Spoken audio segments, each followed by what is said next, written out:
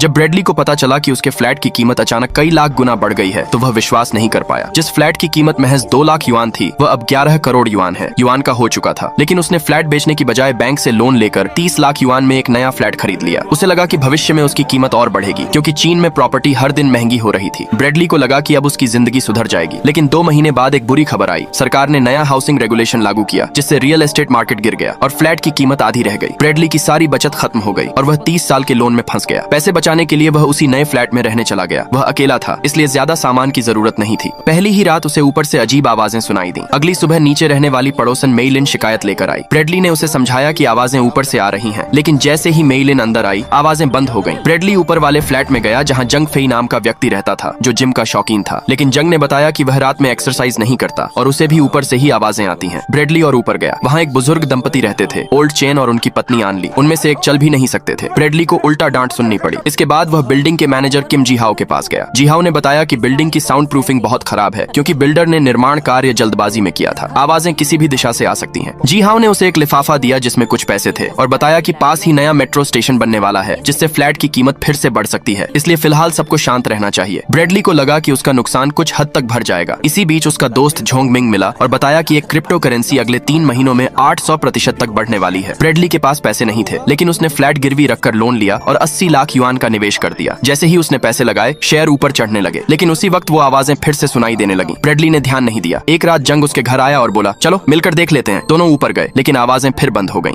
Bradley को लगा कि शायद मेइलिन बदला लेने के लिए कुछ कर रही है, लेकिन जब वह उसके घर गया तो दरवाजा नहीं खुला। नीचे एक व्यक्ति मिला जिसने कहा कि यहाँ पहले भी आवाज को लेकर झगड़ा हुआ था और मामला मर्डर तक पहुंच गया था। ब्रेडली को समझ आ गया कि कोई उसके साथ खेल खेल रहा है। इस बीच उसका इन्वेस्टमेंट 200% तक बढ़ चुका था। उसने काम पर जाना छोड़ दिया और दिन रात कंप्यूटर पर नजरें गड़ाए बैठा रहने लगा। जब ग्राफ 600% तक पहुंच गया तो उसे लगा कि वह करोड़ों कमा सकता है, लेकिन वह और बढ़ने का इंतजार करता रहा। उसी दौरान आवाजें और भी ज्यादा तेज और बेचैन करने वाली हो गईं।